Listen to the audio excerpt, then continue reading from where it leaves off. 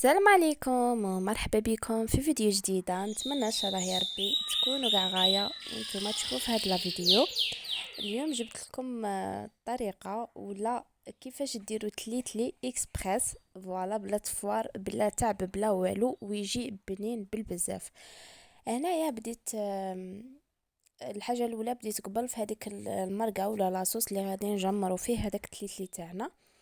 درت مغرف تاع السمن مع شويه تاع الزيت واللحم. هنايا ديروا واش عندكم، المهم قلوا هذاك اللحم تاعكم مليح في الزيت، في هذاك الزيت والسمن. ومن بعد زدت حبه تاع بصل مرابيه كما راكم تشوفوا ومغرف تاع طماطم مصبره. الطماطيس هذه طماطم مصبره ولا كي تقلوها غادي تتخلص من هذيك الحموضه تاعها.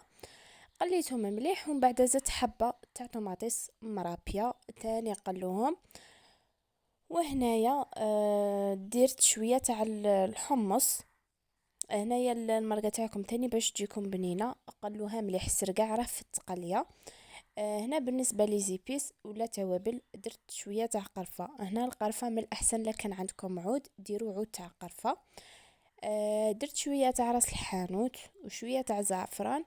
وهنايا كنت زدت من بعد شويه تاع فلفل كحل وشويه تاع الكمون وشويه تاع فلفل عكري. برك هنايا التليفون ما كانش يصور. وزدت كما راكم تشوفوا شويه تاع الحمص ونخليهم تاني يتقلاو مع بعضهم. هنايا الملح تاني نتوما تنساوه. درت شويه تاع الملح ونقليهم. هنايا المرقه تاعكم كي تقلوها من الاحسن تمرقوها بالماء يكون حامي. هكا باش هذيك الخضره تاعكم ولا هذاك اللحم تاعكم يكمل الطياب تاعه. هنايا بعد ما نمرقها بالماء حامي غادي نبلع عليها ونخليها حتى يطيب هذاك اللحم. هنايا مور ما يطيب اللحم قلعوه بجهه وخلوا كونتيتي مليحه تاع هذيك لاصوص باش تتجمر لكم فيها هذيك تليتلي. هنايا عندي شويه تاع السمن. قيس مغرف كبيره تاع السمن ودرت معاها شويه تاع الزيت. وهنايا درت التليتلي تاعي. هنايا بعد ما ذاب هذاك السمن درت التليتلي. انا درت ساشيه تاع 500 غرام تاع الرطل ونبدا نقلي فيها كيما راكم تشوفوا في هذاك السمن حتى يتغير اللون تاعها حتى يولي اللون تاعها ذهبي. هنايا زدت لها شويه تاع الزعفران باش يعطيني لون. وتاني درت شويه تاع القرفه وشويه تاع الملح باش ما تطيب لكمش صامته. كيما راكم تشوفوا اللون تاعها هنايا بدا يتغير. قلوها حتى تتحمص ولا حتى تحمر ماشي قاعد تنحرق. وهنايا غادي ندير عليها لتر وفوقه شويه تاع الماء ونخليها على نار قليله. هنايا مع التحريك المستمر كل شويه وقعدوا تحركوها باش ما تلصق لكمش من التحت. كما راكم تشوفوا هنا في هذه المرحله كنت زدت لها شويه تاع القرفه والملح. ونبقى ساعة على ساعة نحرك فيها ولا نقلب فيها حتى تنشف كما راكم تشوفوا. تشرب قاع هذاك الماء. المهم النار هنايا تكون شوية قليلة ما تكونش عالية.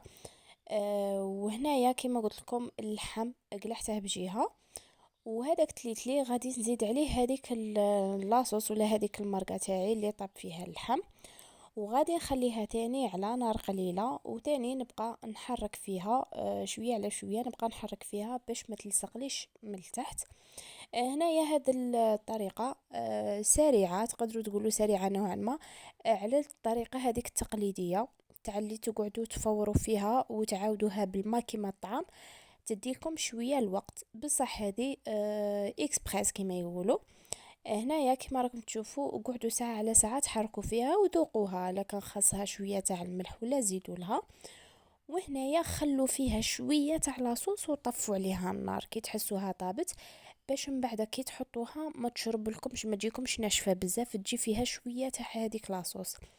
كما راكم تشوفوا الصوره ولا الفيديو راهي تهدر جات على حبه وجات بنينه. ننصحكم تجربوها ما تنساش خلوا لي جيم لا فيديو والبارطاج.